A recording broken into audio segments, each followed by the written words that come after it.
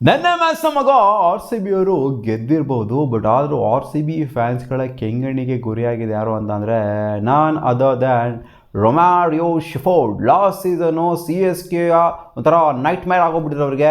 ಕನ್ಸಲ್ಲೂ ಕೂಡ ಬಂದ್ಬಿಟ್ಟು ಕಾಡೋವಂಥ ಪ್ಲೇಯರ್ ಆಗೋಗ್ಬಿಟ್ಟಿದ್ರು. ಈ ಸೀಸನ್ ಬರ್ತಾ ಇದ್ದಂಗೆ ಫುಲ್ ಒಂಥರ ಸ್ವ್ಯಾಗಿಂದ ಬಂದರು. ಸಿ ಎಸ್ ಕೆ ಪ್ಲೇಯರ್ಸ್ಗಳೆಲ್ಲ ನಾವು ಆಡ್ಕೊಂಡಿದ್ವಿ, ರೊಮ್ಯಾರಿಯೋ ಶೆಫರ್ಡು ಹಂಗೆ ಹಿಂಗೆ ಅದು ಇದು. ಲಾಸ್ಟ್ ಸೀಸನ್ ಇಕ್ಕಿದ್ರಲ್ಲ ಸರಿಯಾಗಿ ಬಂದು ನೋಡಿ ಎಂಟ್ರಿ ಕೊಟ್ಟರು. ಈ ಸೀಸನ್ ಬರ್ರಿ ಸಿ ಎಸ್ ಕೆ ಅವ್ರು ನಿಮ್ಮಲ್ಲಿ ಇಕ್ತಾರೆ ಸರಿಯಾಗಿ ಅದು ಇದು ಅಂತೆಲ್ಲ ಆಡ್ಕೊಂಡಿದ್ವಿ. ಬಟ್ ಈ ಸೀಸನ್ ಸಖತ್ತಾಗಿ ಎಕ್ಸ್ಪೆಕ್ಟ್ ಮಾಡಿದ್ವಿ ರೊಮ್ಯಾರಿಯೋ ಶೆಫರ್ಡಿಂದ. ಬಟ್ ಈ ಸೀಸನು ಬಿಗ್ಗೆಸ್ಟ್ ಫ್ಲಾಪ್ ಆಗಿಬಿಟ್ಟಿದ್ರೆ 11 ಮ್ಯಾಚು ಆಡಿಸಿರುವಂಥ ಆರ್ ಸಿ ಬಿ ಇವರಿಂದ ಏನು ಕೂಡ ಎಕ್ಸ್ಪೆಕ್ಟ್ ಮಾಡೋದಕ್ಕೆ ಆಗ್ತಾ ಇಲ್ಲ. ಆ್ಯಂಡ್ ಆರ್ ಸಿ ಬಿ ಸೋತಿರೋಂಥ 4 ಮ್ಯಾಚ್ ಏನಿದೆ, 4 ಮ್ಯಾಚಲ್ಲಿ ಮಿನಿಮಮ್ 2 ಮ್ಯಾಚು ಇವರಿಂದನೇ ಸೋತಿದೆ ಅಂತ ಅನ್ಬೋದು. ಯಾಕೆಂತಂದರೆ ಲಾಸ್ಟ್ ಓವರು 15 ರನ್ ಹೊಡಿಬೇಕಾಗಿತ್ತು, ಆ ಮ್ಯಾಚನ್ನು ಕೂಡ ಸೋಲ್ಸಿದ್ರು, ಡಿಫೆಂಡ್ ಮಾಡ್ಕೊಳಕ್ಕಾಗದೆ ಸೋಲ್ಸಿದ್ರು. ಈ ಕಡೆಯಿಂದ ನೋಡ್ತು ಅಂತಂದರೆ ಲಾಸ್ಟ್ ಮ್ಯಾಚ್ ನೋಡ್ತು ಅಂತಂದರೆ ರನ್ ಹೊಡಿಯೋದಕ್ಕೆ ಆಗ್ದಂಗೆ ಸೋಲ್ಸಿದ್ರು. ಬಾಲ್ನೇ ಕನೆಕ್ಟ್ ಮಾಡ್ತಿಲ್ಲ, ಬಾಲ್ನೇ ಮುಟ್ತಾ ಇಲ್ಲ. ಇದು ಫಸ್ಟ್ ಮ್ಯಾಚ್ ಅಲ್ಲ ಬಾಲ್ನ ಮುಟ್ತಾ ಇರುವಂಥದ್ದು. ನೋಡಿ ಬ್ಯಾಕ್ ಟು ಬ್ಯಾಕ್ ಮ್ಯಾಚ್ ಅವ್ರಿಗೆ ಅದೇ ಥರ ಆಗ್ತದೆ. ಬಾಲ್ನ ಮುಟ್ತಾ ಇಲ್ಲ ಇಲ್ಲಿ, ಬೇಸಿಕಲಿ ಬಾಲ್ನೇ ಟಚ್ ಮಾಡ್ತಾ ಇಲ್ಲ ಗುರು ಡೆತ್ ಓವರ್ಸಲ್ಲಿ. ನಾವು ಇವ್ರನ್ನ ಒಳ್ಳೆ ಫ್ರೀಶರ್ ಅನ್ನೋ ಥರ ನೋಡ್ತಾ ಇದ್ವಿ. ಸಿ ಎಸ್ ಕೆಗೆ ಯಾವ ಥರ ಆಗಿತ್ತು ಸೀನ್ಸ್ ಅಂತಂದರೆ ಹೆದರ್ಸೋರು. ಈ ಸೀಸನು ಸಿ ಎಸ್ ಕೆಗೆ ಮತ್ತಂತ ಲಾಸ್ಟ್ ಸೀಸನ್ ಸಿಕ್ಕಾಪಟ್ಟೆ ಹೆದರಿಸಿದ್ರು. ರೊಮ್ಯಾರಿಯೋ ಶೆಫರ್ಡ್ ಅಂದ್ರೆ ಹೆದರ್ಕೊಂಡವ್ರೆಲ್ಲರೂ. ಬಟ್ ಈ season R C B fans, ಸ್ವತಃ ಆರ್ ಸಿ ಬಿ ಫ್ಯಾನ್ಸೇ ಹೆದರ್ಕೊಂಡಂಗೆ ಹಾಕೋಗ್ಬಿಟ್ಟೈತೆ. ಗುರು ರೊಮ್ಯಾರಿಯೋ ಶೆಫರ್ಡ್ ಬೇಡಮ್ಮ ಗುರು ಕಳಿಸ್ಬಿಡು ಗುರು, ಟ್ರೈನೋ ಬಸ್ಸೋ ಲಾರಿನೋ ಏನೋ ಹಿಡ್ಕೊಂಡು ಹೋಗ್ಬಿಡು ಗುರು, ನೀನು ಕೆರೆಬಿಯಾಗೆ ಬೇಡ ಗುರು, ನೀನು ಬೇಡ ನೀನು ಆಡಬೇಡ ಗುರು ಅಂತ ಹೇಳ್ತಾರೆ. ಆ ರೊಮ್ಯಾರಿಯೋ ಶೆಫರ್ಡ್ ಬ್ಯಾಟಿಂಗ್ ಬರ್ತಾವ್ರೆ ಅಂದರೆ ಬೇಡ ಗುರು ರೊಮ್ಯಾರಿಯೋ ಶೆಫರ್ಡ್ ಕಳಿಸ್ಬೇಡ್ರಿ ಗುರು ಅನ್ನೋ ಆರ್ ಸಿ ಬಿ. ಯಾಕಂದರೆ ನೋಡಿ ನೆನೆ 11 ಬಾಲಿಗೆ 4 ರನ್ ಅಂಥ ಕ್ರೂಷಿಯಲ್ ಟೈಮಲ್ಲಿ ಇವ್ರು ರನ್ನೇ ಬಾಲ್ ಹೊಡೆದಿದ್ದು ಕೂಡ ಅಂದ್ರೂ ಕೂಡ ಆರ್ ಸಿ ಬಿ ಈಸಿಯಾಗಿ ಗೆಲ್ತಾರೆ. ರನ್ನೇ ಬಾಲ್ ಹೊಡೆದಿದ್ರು ಕೂಡ ಆರ್ ಸಿ ಬಿ ಈಸಿಯಾಗಿ ಗೆಲ್ತಿದ್ರು ಗುರು. ಇವರು ಡಾಟ್ ಬಾಲ್ಗಳನ್ನ ಆಗ್ಬಿಟ್ಟು ಬಾಲೇ ಮುಟ್ಟಿಲ್ಲ ಅಲ್ಲಿ. ಬುಮ್ರಾ ಬೌಲಿಂಗಲ್ಲಿ ಬಾಲೇ ಮುಟ್ತಾ ಇಲ್ಲ ಅಲ್ಲಿ. ನೆನ್ನೆ ಎವಿಡೆಂಟಾಗಿ ಕಾಣಿಸ್ತಾ ಇತ್ತು ರೊಮ್ಯಾರಿಯೋ ಶೆಫರ್ಡು ಏನು ಹೆದರಿಸ್ತಾ ಇದ್ರು ಬ್ಯಾಟಿಂಗಲ್ಲಿ. ಹೆದರ್ಕೊತಾ ಇದ್ದಾರೆ. ಇಟ್ಸ್ ನಾಟ್ ಹೆದರ್ಸಿಂಗ್, ಇಟ್ಸ್ ಹೆದರ್ಕೋಣಿಂಗ್. ಆ ಥರ ಆಗೋಗ್ಬಿಡೈತೆ. ಅವರೇ ಹೆದರ್ಕೊತಾ ಇದ್ದಾರೆ ಗುರು ಬ್ಯಾಟಿಂಗ್ ಆಡೋದಕ್ಕೆ. ಬುಮ್ರಾ ಬೌಲಿಂಗಲ್ಲಿ ನಿಜವಾಗ್ಲೂ ಹೆದರ್ಕೊತಾ ಇದ್ರು ಅವರು. ಬಾಲ್ನ ಮುಟ್ಟೋದಕ್ಕೆ ಹೆದರ್ಕೊತಾ ಇದ್ರು. ಅವ್ರ ಕೈಲಿ ಏನೂ ಆಗಲ್ಲ ಅಂತ ಅವಾಗಲೇ ಗೊತ್ತಾಗ್ಬಿಡ್ತು ನಮಗೆ. ಅವ್ರ ಕಾನ್ಫಿಡೆನ್ಸೇ ಇರಲಿಲ್ಲ ಅಲ್ಲಿ ಹೊಡಿತೀನಿ ಅನ್ನೋದು. ಅವ್ರು ಬಾಲ್ನ ಮೀಟ್ ಮಾಡ್ರೆ ಅಲ್ವಾ ಕಾನ್ಫಿಡೆನ್ಸ್ ಬರೋದು. ಬಾಲೇ ಮೀಟ್ ಮಾಡ್ತಾ ಇಲ್ಲ ಅಂದರೆ ಎಲ್ಲಿಂದ ಕಾನ್ಫಿಡೆನ್ಸ್ ಬರುತ್ತೆ. So serious thing to worry for R C B. ಸೊ ನೋಡಿ ಈ ಮ್ಯಾಚ್ ರಜತ್ ಪತ್ತದಾರ್ ಅವರು ಹೇಳಿದ್ದಾರೆ, ಈ ಮ್ಯಾಚ್ ನಾವು ಡಿಸರ್ವಿಂಗ್ ಇರಲಿಲ್ಲ ಗೆಲ್ಲೋದಕ್ಕೆ. ಮುಂಬೈ ಡಿಸರ್ವಿಂಗ್ ಇದ್ರು, ನಾವೇನು ಕನ್ವಿನ್ಸಿಂಗಾಗಿ ಗೆದ್ದಿಲ್ಲ ಈ ಮ್ಯಾಚು. ಆ್ಯಂಡ್ ನಾವು ಎಕ್ಸ್ಪೆಕ್ಟ್ ಮಾಡಿರೋ ನಮಗಿರುವಂಥ ಬ್ಯಾಟಿಂಗ್ ಇರೋಕ್ಕೆ ಕನ್ವಿನ್ಸಿಂಗಾಗಿ ಈ ಟಾರ್ಗೆಟ್ನ ಕನ್ವಿನ್ಸಿಂಗಾಗಿ ಹೊಡಿಬೇಕು ನಾವು ಅಂತ ಹೇಳಿದರೆ.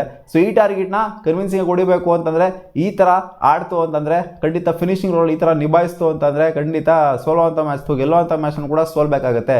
ಹೌದು, ಗೆಲ್ಲುವಂಥ ಮ್ಯಾಚ್ನ 1-2 ಸೋತಿದ್ದೀವಿ ನಮ್ಮ ಆರ್ ಸಿ ಬಿ ಅವರು. ಗೊತ್ತಿದೆ ನಿಮಗೆ ಯಾವ ಮ್ಯಾಚ್ ಸೋತಿದ್ವಿ ಅಂತ ಹೇಳಿದ್ನಲ್ಲ. ಗೆಲ್ಲುವಂಥ ಮ್ಯಾಚ್ಗಳನ್ನೇ ಸೋತಿದ್ವಿ ನಾವು. ಸ್ಟ್ಯಾಟ್ಸೇ ಎವಿಡೆಂಟಾಗಿ ಹೇಳ್ತಿದ್ದೆ. 11 ಮ್ಯಾಚ್ನ ಆಡಿರುವಂಥ ರೊಮ್ಯಾರಿಯೋ ಶೆಫರ್ಡು ಹೊಡೆದಿರುವಂಥದ್ದು 83 ರನ್ ಓವರ್ ಆಗಿ. ಇವರ ಒಂದು ಸ್ಟ್ರೈಕ್ ರೇಟ್ ಏನಿದೆ ಗುರು, ಅವ್ರು ಬೇಸಿಕಲಿ ಬೌಲರ್ ಅಂತ ಇರ್ಬೋದು. ಬೌಲರ್ ಅಲ್ಲ, ನಾವು ಅವ್ರು ಆಡಿಸಿರೋದು ಬೇಸಿಕಲಿ ಬ್ಯಾಟಿಂಗಿಗೆ ಆಡಿಸ್ತಾ ಇರೋದವ್ರನ್ನ, ನಾವು ಬೌಲಿಂಗಿಗೆ ಆಡಿಸ್ತಾ ಇಲ್ಲ ಅವ್ರನ್ನ. ಅಲ್ಲಿ ಬ್ಯಾಟಿಂಗೇ ಮೇನ್ ಸ್ಟ್ರೆಂತ್ ಅಂತ ಆಡಿಸ್ತಾ ಇರೋದಲ್ಲಿ. ಬೌಲಿಂಗಲ್ಲಿ ಅವ್ರದಿಂದ ನಾವೇನು ಎಕ್ಸ್ಪೆಕ್ಟ್ ಮಾಡಿದಿಲ್ಲ, ಜಾಸ್ತಿ ಎಕ್ಸ್ಪೆಕ್ಟೇಷನ್ ಇಲ್ಲ. ಚೆನ್ನಾಗಿ ಉಳಿಸ್ಕೊಂಡಿದ್ದಾರೆ.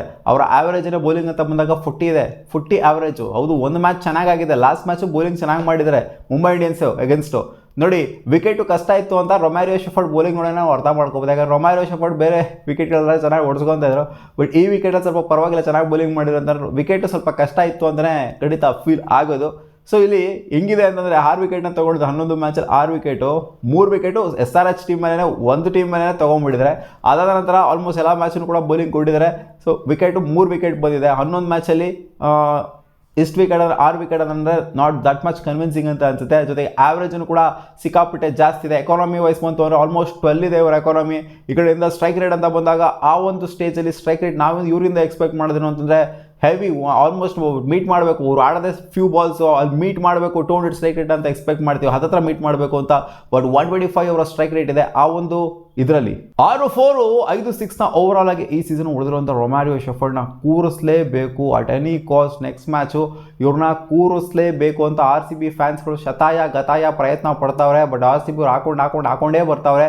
ಈ ಮ್ಯಾಚ್ ಅದೇ ಹೇಳಿದಾರಲ್ಲ, ರಜತ್ ಪತ್ತದಾರ್ ಹೇಳಿದ್ದಾರೆ, ಇಲ್ಲ ಗುರು ನಾವು ಗೆಲ್ಲಂಗಿರಲಿಲ್ಲ ಅಂತ, ಅವರೇ ಗೆಲ್ಲಬೇಕಿತ್ತು ಅಂತ. ಇದು ಅರ್ಥ ಮಾಡಿಸಿರುತ್ತೆ ಅಂತ ಅಂದ್ಕೊಂಡಿದ್ದೀನಿ. ವೀಕ್ನೆಸ್ ಆರ್ ಸಿ ಬಿದು ಎಲ್ಲಿದೆ ಅಂತ. ರನ್ನೇ ಬಾಲ್ ಹೊಡೆದಿದ್ರು ಕೂಡ ಗೆದ್ಬಿಟ್ಟಿರೋರು. ಸೊ ಇದು ತೋರಿಸ್ತಾ ಇದೆ. ಲಾಸ್ಟ್ ಮ್ಯಾಚು ಮಸ್ತಾಗಿ ಆಡಿಲ್ಲ ಇವರು ಬ್ಯಾಟಿಂಗಲ್ಲಿ, ಬಾಲ್ ಅಂತಿದ್ರು. ಅದು ಲಾಸ್ಟ್ ಮ್ಯಾಚ್ನು ಕೂಡ ಚೆನ್ನಾಗಿ ಆಡಿಲ್ಲ ಅಲ್ಲಿ. ಏನೋ ಹಂಗೂ 2-6ನ ಹೊಡೆದ್ಬಿಟ್ಟು ಜಿತೇಶ್ ಶರ್ಮಾ ಸ್ವಲ್ಪ ಪಾಸಿಟಿವ್ ಆಗೋಗ್ಬಿಟ್ರು. 1 ಓವರ್ ಡಾಟ್ನ ಮಾಡ್ಕೊಂಡ್ರು ಸಹ. ಬಟ್ ಆದರೂ ಕೂಡ ಅಂಥ ಮಟ್ಟದ ಏನು ಹೆವಿಯಾಗಿ ಏನು ಮಾಡಿಲ್ಲ ಅಂತಲೇ ಹೇಳ್ತೀನಿ ನಾನು. ಬಟ್ ಪರವಾಗಿಲ್ಲ, 2-6ನ ಹೊಡೆದ್ಬಿಟ್ಟು ಸ್ವಲ್ಪ ಕಾಂಟ್ರಿಬ್ಯೂಟ್ ಅಂತೂ ಕೊಟ್ಟಿದ್ದಾರೆ. ಜಿತೇಶ್ ಶರ್ಮಾ ಸ್ವಲ್ಪ ತಪ್ಪಿಸ್ಕೊಂಡಿದ್ದಾರೆ ಅಂತ ಅನ್ಕೊಳ್ಳಿ, ಇಲ್ಲ ಗುರು ಇವ್ರನ್ನ ಕೂರಿಸ್ಬೇಕು ಅನ್ನೋದಕ್ಕೆ. ಯಾಕಂದರೆ ಅಂಥ ಮಟ್ಟದ ಟುಕು ಆಟನ ಆಡಲಿಲ್ಲ. ಸ್ಟಾರ್ಟಿಂಗ್ ಆಡಿದ್ರು, ಬಟ್ ಅದನ್ನು ಕನ್ವರ್ಟ್ ಮಾಡಿದ್ರು. ಬಟ್ ಇವ್ರು ಆಡ್ತಿರೋದೇನಿದೆ ಸಿಕ್ಕಾಪಟ್ಟೆ ಟುಕು ಆಟನ ಆಡಿದ್ರೆ ಆ ಒಂದು ಸ್ಟೇಜಲ್ಲಿ ನಾವು ಇದನ್ನು ಎಕ್ಸ್ಪೆಕ್ಟ್ ಮಾಡೋದಿಲ್ಲ. ಒಂದು ಸ್ಟ್ರಾಂಗ್ ಬ್ಯಾಟರ್ನ ಅಗತ್ಯತೆ ಖಂಡಿತ ಇದ್ದೇ ಇದೆ. ಆ ಒಂದು ಸ್ಟಾರ್ಟಲ್ಲ ಅಂತಲ್ಲ, ಇನ್ನೊಂದು ಸ್ವಲ್ಪ ಮೇಲ್ಗಡೆ ಅಪ್ದೋಡ್ರು ಇನ್ನೊಬ್ಬ ಬ್ಯಾಟರ್ನ ಖಂಡಿತ ಅಗತ್ಯತೆ ಅಂತಿದೆ. ಸೊ RCB ಕ್ಲಿಯರ್ಲಿ ಸ್ಟ್ರಗಲ್ ಮಾಡ್ತು. ಇನ್ ಕೇಸ್ ಅರ್ಲಿ ವಿಕೆಟ್ಸ್ನ ಕಳ್ಕೊಂಡ್ರಿ ಅಂತಂದರೆ ಯಾವ ರೇಂಜಿಗೆ ಸ್ಟ್ರಗಲ್ ಮಾಡುತ್ತೆ ಅಂತ ಅದು ಎವಿಡೆಂಟ್ ಆಗಿ ಕಾಣಿಸ್ತಾ ಇದೆ. ಈ ಸೀಸನು ವೀಕ್ನೆಸ್ ಆಗಿದ್ರೆ, ನಮ್ಮ ಟೀಮಲ್ಲಿ ವೀಕ್ನೆಸ್ ಆಗಿದ್ರೆ 11 ಮ್ಯಾಚ್ ಆಡಿಸಿದ್ರು ಕೂಡ ಇವರಿಂದ ಏನು ಎಕ್ಸ್ಟ್ರಾಕ್ಟ್ ಆಗ್ತಿಲ್ಲ ಅಂತಂದರೆ it's a serious thing to worry for RCB. ಏನು ಪ್ಲೇ ಆಫ್ಸ್ವರೆಗೂ ಕರ್ಕೊಂಡು ಹೋಗ್ಬೇಕು ಅಂದ್ಕೊಂಡವ್ರು ಅಥವಾ ಫೈನಲ್ವರೆಗೂ ಹಿಂಗೆ ಆಡಿಸ್ಬೇಕು ಅಂತ ಅಂದ್ಕೊಂಡಿದ್ದೀರಾ? ಇಲ್ಲಿ ಎವಿಡೆಂಟಾಗಿ ಕಾಣಿಸ್ತಿದೆ RCB ವೀಕ್ನೆಸ್ ಎದ್ದೆದ್ದು ಕಾಣಿಸ್ತಾ ಇರೋದು ಇಲ್ಲಿ ಅಂತಂದರೆ ಆ ಒಂದು ಫಿನಿಶಿಂಗ್ ರೋಲಲ್ಲಿ ಎದ್ದೆದ್ದು ಕಾಣಿಸ್ತಾ ಇದೆ. ಸೊ ಇದನ್ನು RCB ರೆಕ್ಟಿಫೈ ಮಾಡಿಕೊಂಡು ನೆಕ್ಸ್ಟ್ ಮ್ಯಾಚ್ ಬರಲೇಬೇಕು ಗುರು. ಸೊ ಸುಮ್ಮನೆ ಗೆದ್ವಿ ಮ್ಯಾಚ್ ಅದನ್ನೇ ಆಡಿಸ್ತೀವಿ ಅಂತ ಹೋಯ್ತು ಅಂತಂದರೆ ನಿಜವಾಗ್ಲೂ ನೋಡಿ ಸ್ಟ್ರಗಲ್ ಮಾಡಿದ್ವಿ ಇವತ್ತು RCB. ಚೇಂಜಸ್ನ ಎಕ್ಸ್ಪೆಕ್ಟ್ ಮಾಡಿದ್ವಿ ಈ ಮ್ಯಾಚಲ್ಲೇ. ಈ ಮ್ಯಾಚ್ ಸೋಲ್ಬೇಕಾಗಿತ್ತು ನೋಡೋಕೆ ಹೋದರೆ RCB ಗೆದ್ದಿದ್ರೆ ಅವರೇ ಹೇಳಿರೋ ಪ್ರಕಾರ ಸೋಲ್ಬೇಕಾಗಿತ್ತು. ಸೊ ಖಂಡಿತ ನೆಕ್ಸ್ಟ್ ಮ್ಯಾಚ್ ನಾನಂತೂ ಚೇಂಜ್ ಎಕ್ಸ್ಪೆಕ್ಟ್ ಮಾಡ್ತೀನಿ. ನೀವು ಕೂಡ ಆಬ್ವಿಯಸ್ಲಿ RCB ಫ್ಯಾನ್ಸ್ಗಳಾಗಿದ್ದೀರಾ ಅಂತಂದರೆ ಫ್ರಸ್ಟ್ರೇಟ್ ಆಗಿರ್ತೀರ ರೊಮಾರಿಯೋ ಶೆಫರ್ಡ್ನ ಕೂರಿಸಲೇಬೇಕು ಅಂತ. ನಿಮ್ಮ ಹಾನೆಸ್ಟ್ ಅಭಿಪ್ರಾಯನ ಕಾಮೆಂಟ್ ಸೆಕ್ಷನಲ್ಲಿ ಹಾಕಿ.